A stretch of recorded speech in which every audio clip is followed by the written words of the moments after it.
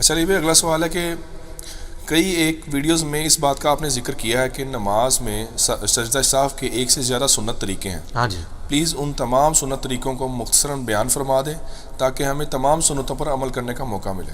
دیکھیں میں نے ایک ڈیٹیل لیکچر جو ہے نا وہ مسئلہ نمبر 92 دیا ہوا ہے، سجدہ صاف کے 5 طریقے اور کون سے 8 مواقع جن کے اوپر سجدہ صاف کرنا ہوتا ہے، اور کون سے 5 ایسے مواقع جس کے بارے میں مسکنسیپشن ہے کہ سجدہ صاف ہے، حالانکہ وہاں سجدہ صاف کی ضرورت نہیں ہے. اس کے لیے بنیادی حدیث بخاری اور مسلم دونوں کی حدیث ہے کہ نبی علیہ السلام نے فرمایا کہ جب تم میں سے کوئی شخص نماز پڑھتا ہے تو شیطان آ کے اسے مغالطے میں ڈال دیتا ہے، اور وہ شخص بھول جاتا ہے کہ میں نے 3 پڑھی ہیں، یہ 4 پڑھی ہیں، یہ 5 پڑھی ہیں. اگر تمہارے ساتھ ایسا ہو تو تم اینڈ پہ 2 سجدے کر لیا کرو. اگر تم نے یعنی 3 پڑھی ہوئی ہوں گی اور وہ شک کے بعد، وہ تو مسلم شریف میں آگے حدیث میں بیان کر دوں گا، تو وہ اگر تم نے جو نماز تھی اتنی پڑھی ہوئی ہے تو وہ پھر شیطان کو، یہ تمہارے ایکسٹرا سجدے ہو جائیں گے، وہ شیطان کو ذلیل کرنے کے لیے آ جائیں گے. اور اگر کم پڑھی ہوگی تو اس کی کمپنسیشن اس سے ہو جائے گی. لیکن اس کا یہ مطلب نہیں ہے کہ اگر کسی کو 3 یا 4 میں شک ہوا ہے تو وہ 2 سجدے نکالے گا، نہیں. وہ مسلم شریف میں حدیث ہے کہ جس کو شک پڑ جائے تو وہ یقین پر بنیاد رکھے اور پھر آخر میں 2 سجدے نکالے.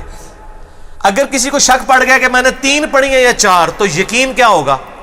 3، کہ 3 تو پڑھی ہیں، تو 3 پہ رکھی بنیاد، ایک اور پڑھی ساتھ، پھر 2 سجدے. یہ نہیں ہے کہ 3 کی کمپنسیشن 2 سجدوں سے ہو جائے گی، نا سر. ایک رکوع بھی رہ جائے، ایک سجدہ بھی مس ہو جائے، رکعت رہ گی پوری کی پوری اور نماز ہی نہیں ہوگی. تو یقین پہ بنیاد رکھنی ہے.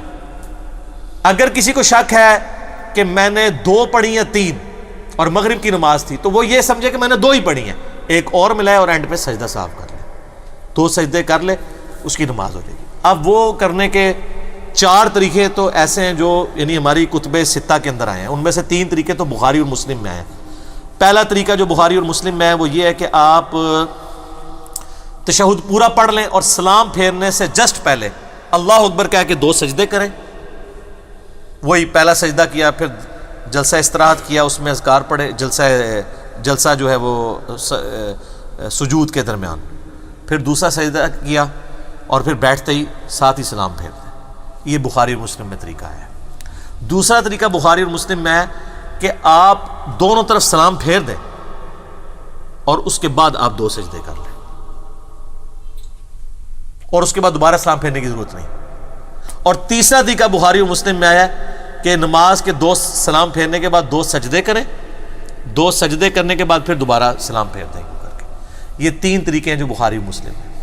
چوتھا طریقہ جو ہے وہ جامعہ ترمذی میں آیا ہے، وہ یہ ہے کہ آپ تشہد پڑھیں اینڈ تک، اس کے بعد 2 سجدے کریں، 2 سجدے کرنے کے بعد دوبارہ تشہد بیٹھ جائیں اور پورا تشہد پڑھ کے دائیں اور بائیں سلام پھیر دیں.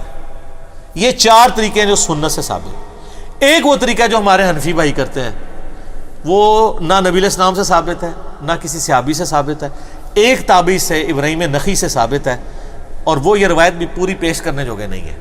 مصنف ابن ابی شیبہ میں ہے، وہ پوری روایت یہ پیش ہی نہیں کر سکتے. اس میں الفاظ ہیں کہ سجدہ صاحب میں بھی ایک سلام ہے اور جنازے میں بھی ایک سلام ہے. جنازے میں تو حنفی 2 سلام پھیرتے ہیں، جنازے میں ایک سلام ہوتا ہے دائیں طرف صرف. جنازے میں 2 سلام والی روایت جو ہے وہ ضعیف روایت ہے.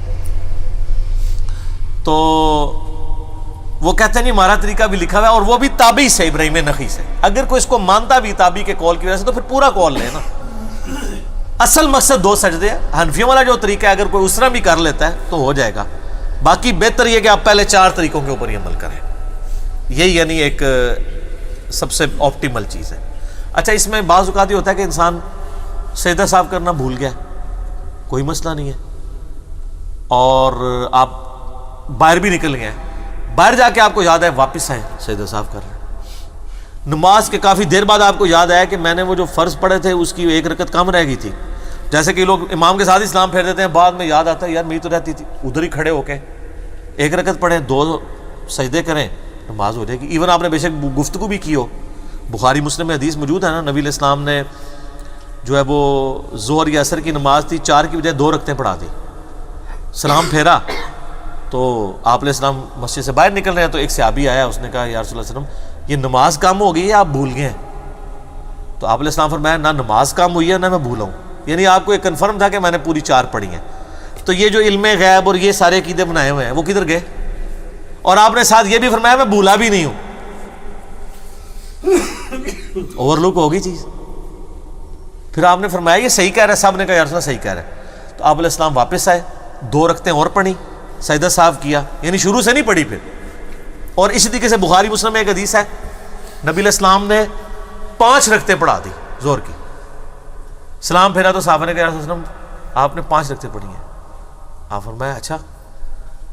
آپ نے اسی وقت 2 سجدے کیے، کیونکہ وہ 5 تو پہلے ہی فالتو تھی نا، اور تو ملانی نہیں. یہ جو حنفی کہتے ہیں نا ایک اور ملا کے اس کو ایون کریں، غلط ہے.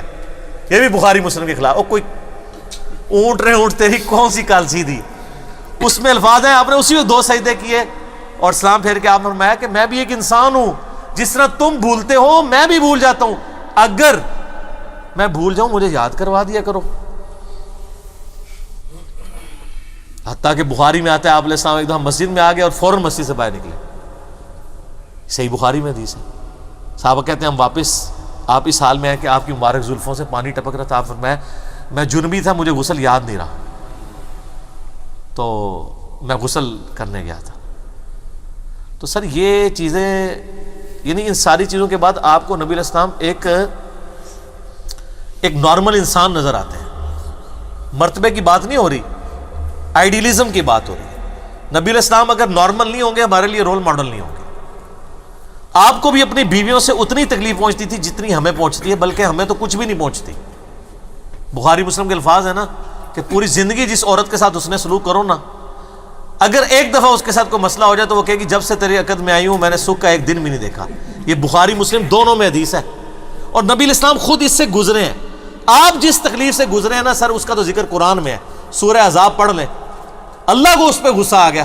نبی علیہ السلام نے پھر بھی صبر کیا. اللہ نے کہا ان کو کہو کہ اگر رہنا ہے تو میرے نبی کے ساتھ اس طرح رہو، ورنہ ان کو طلاق دے کے چھوڑ دو. ہائے ہائے ہائے یار، اللہ کی نبی کی بیویاں آپ کی تربیت یافتہ. تو اگر آپ کو اپنی بیویوں سے تکلیف پہنچے نہ ٹینشن لیا کریں. آپ نہ نبی جیسے ٹیچر ہیں، نہ آپ کی بیویوں کا ایمان نبی کی بیویوں والا ایمان ہے. تو بس ٹھیک ہے، بخاری مسلم کی حدیث کہ یہ ٹیڑھی پسلی سے پیدا ہوئی ہے، سیدھا کرنے کی کوشش نہ کرو. جس طرح ہے نفع اٹھا. عورت کا ڈومیننٹ فیکٹر جو ہے وہ دنیا ہے. وہ چاہے جس لیول پہ بھی چلی جائے اس کے اندر وہ چیز ڈومیننٹ ہے، اور اس کے ساتھ کئی کمزوریاں لگی ہوئی ہیں. اور یہ اس کا کوئی عیب ایسا نہیں کہ جو اس نے خود اڈاپٹ کیا ہوا ہے، بلکہ اللہ تعالیٰ نے اس کو بائی نیچر ایسا بنایا ہے.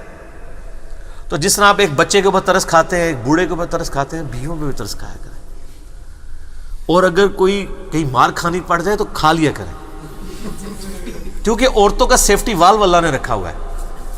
وہ فوراً ہی ناراض ہوتی ہیں اور تھوڑی دیر بعد غصہ ان کا اتر بھی جاتا ہے. یہ سیفٹی والو ہے. ان کی یاداشت کمزور ہوتی ہے. بہت کھوری عورت ہے ادھر تک کوئی علاج نہیں، لیکن زیادہ تر ایسا ہی ہوتا ہے.